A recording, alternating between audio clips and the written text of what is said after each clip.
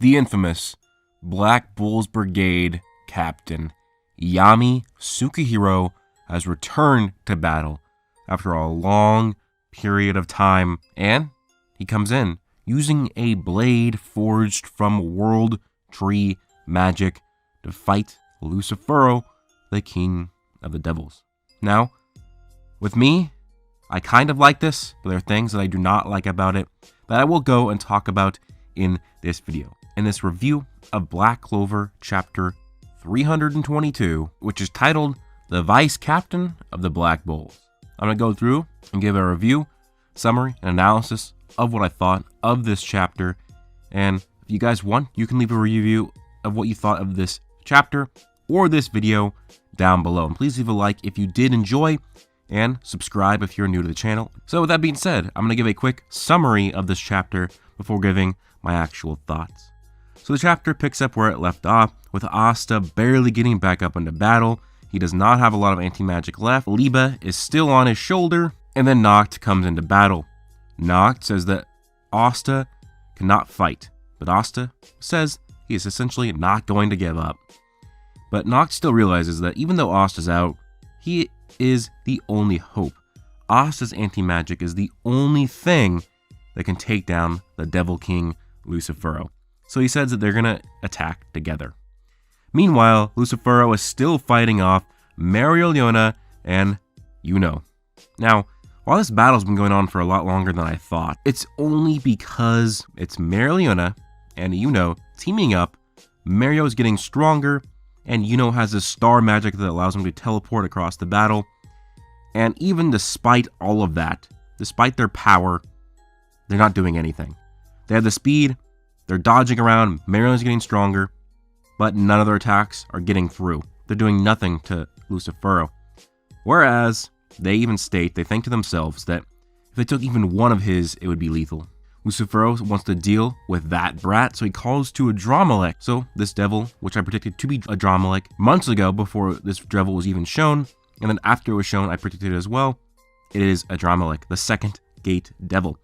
But despite Lucifero ordering a Dramalek to fight those two, a Dramalek, they pass. They say no. Now, the reason why Adramelech denies joining the battle and helping Lucifero so we can get Osta and Liba is because Adramelech enjoys the fight. And interesting here is Marileona almost loses her arm as she goes to fight, as she says her body's breaking up. And Adramelech remarks on this, saying, things were just getting good. Maybe she got too close to Mana. Human limits. So it seems like if you are in this Hellfire Incarnate for too long, in this form that Marileona has found, it'll break her body apart, and she essentially is losing the battle. So because of that, Lucifero easily knocks her away, and then because Yuno does not have help, he is easily knocked away by Lucifero. But as Lucifero tries to go find Osta, it is revealed that Noct has used his shadow magic to teleport him away, and Noct unveils his new double union. His new double devil union, which is devil union mode, Canis X Equus, and it looks bad ass. It looks so good, and he summons these two hellhounds to bite at Lucifero's arms, and holds them in place so that Osta, with his anti-magic sword, can come in through the shadows, but it's pointless, as stated by Lucifero. He breaks free, he sees Osta, he's gonna go for him, and he knocks him away, and then Noct comes in and tries to take the damage for him, and while Osta pleads, Noct thinks, so this is my limit. I'm on my way to you now, Morgan, to apologize. Then a black hole is summoned from behind him. And we get a quote. We finally meet up again, and you pull this. Don't you dare go dying on me, Vice Captain. And is Yami Tsukihiro with a blade made of William's World Tree magic. And he is now in the battle. So that's my summary. My review is that it was a good chapter. I think it was overall good.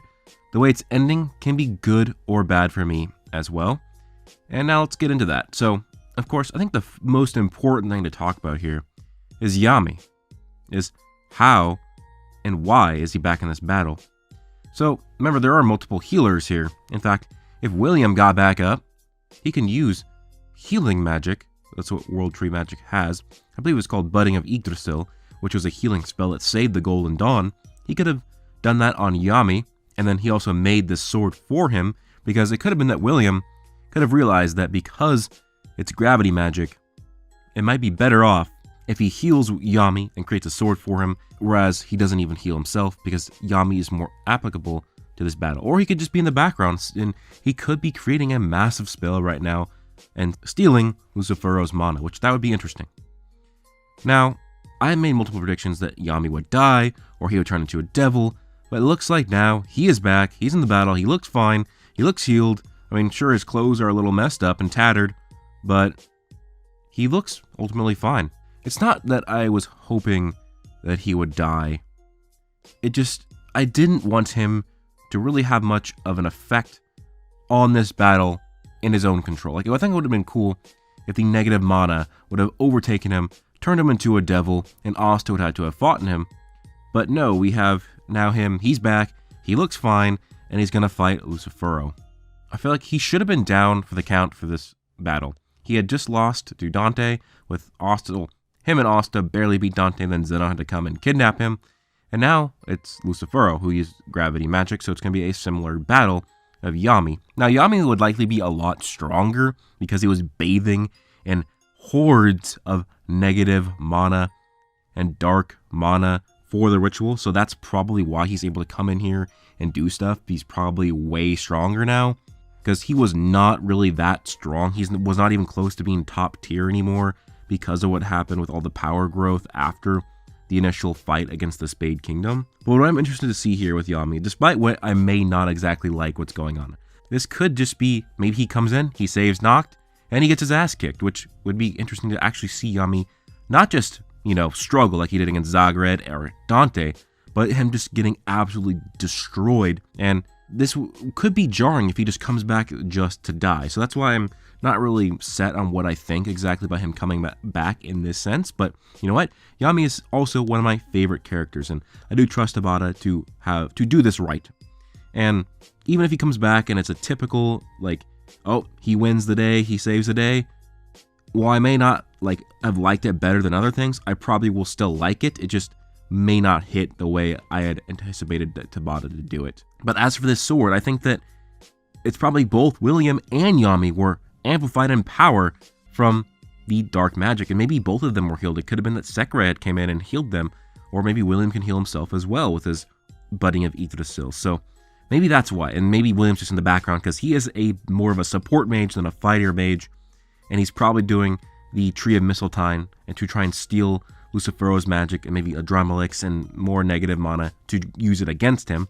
But it'd be interesting to see if this tree here, this sword, this branched sword, will actually have abilities outside of just being a blade. Will Yami be able to put his dark magic into it and make it stronger? Will he be able to actually absorb the mana in the area, like with the Tree of Yggdrasil? Is it a blade that could be healed? Like it could heal him or heal his allies? I want to see what this blade can do, and I hope it's more than just being used as just a sword, and that's it. Now, it could also be he didn't even take this from William, but that's just what I'm thinking. Maybe he actually took it from the Tree of Cliff-Off, and he broke it off, and maybe this can be a killing weapon against Lucifero.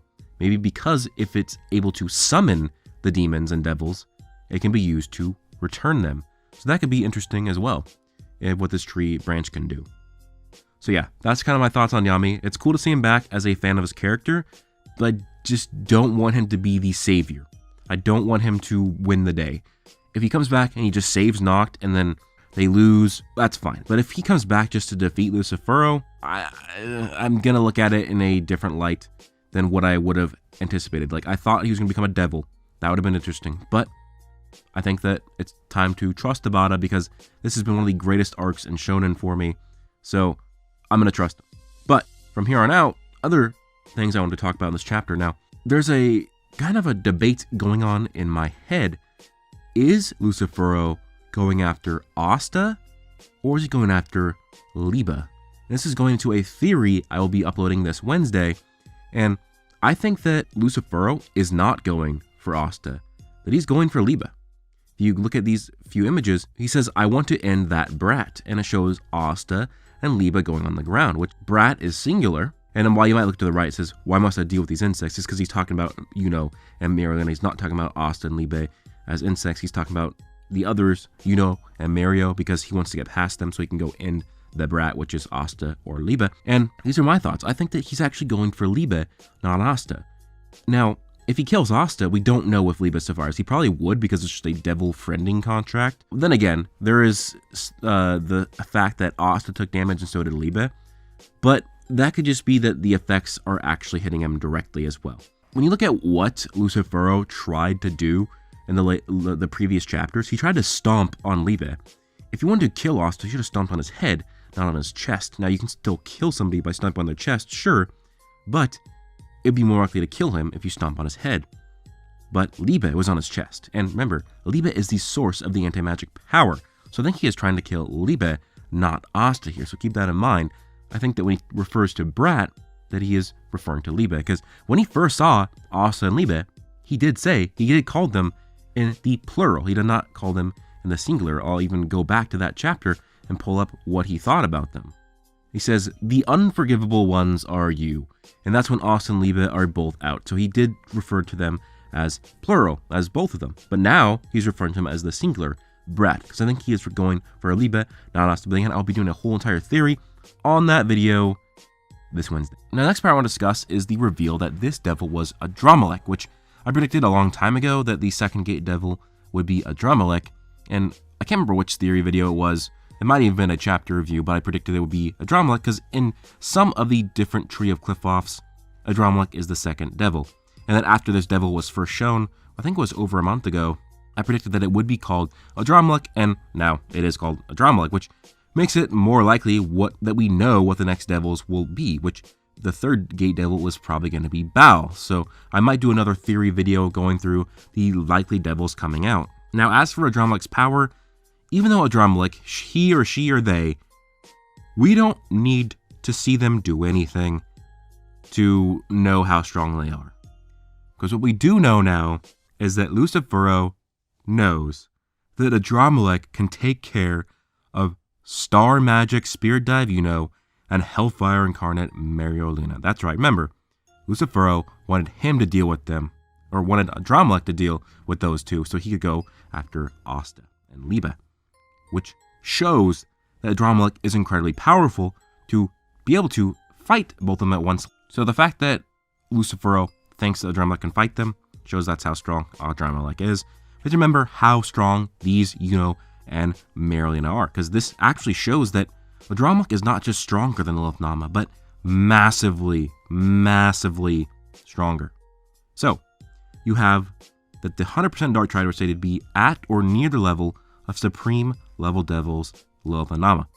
And then you have the fact that Yuno went into his Star Magic form, or not even a Star Magic form, when his Star Magic just awakened, and he was able to damage Devil Heart Zenon, and not only damage him, but essentially hit him so fast that it blitzed him. And then he does Spirit Dive on top of that, and then Zenon goes full power, which means that Devil Heart Zenon is many times stronger than Lilith and Nama. A regular Spirit Dive is a many times multiplier, as stated in the guidebook, and as backed up in the manga itself, and that's just a regular Spirit Dive, let alone a Spirit Dive with both wings.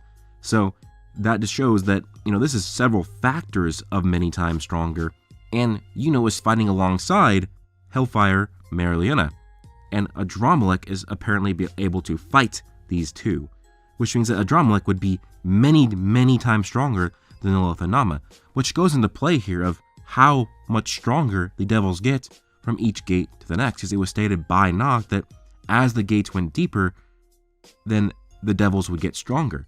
And if a Dramalek is many times stronger than Lilith or Nama, then that would mean that Baal, which would be the likely third gate devil, would be many times stronger than a Dramalek, and so on and so forth, which means that if we get more actual Supreme Devils coming out, it's gonna get real power creepy real soon.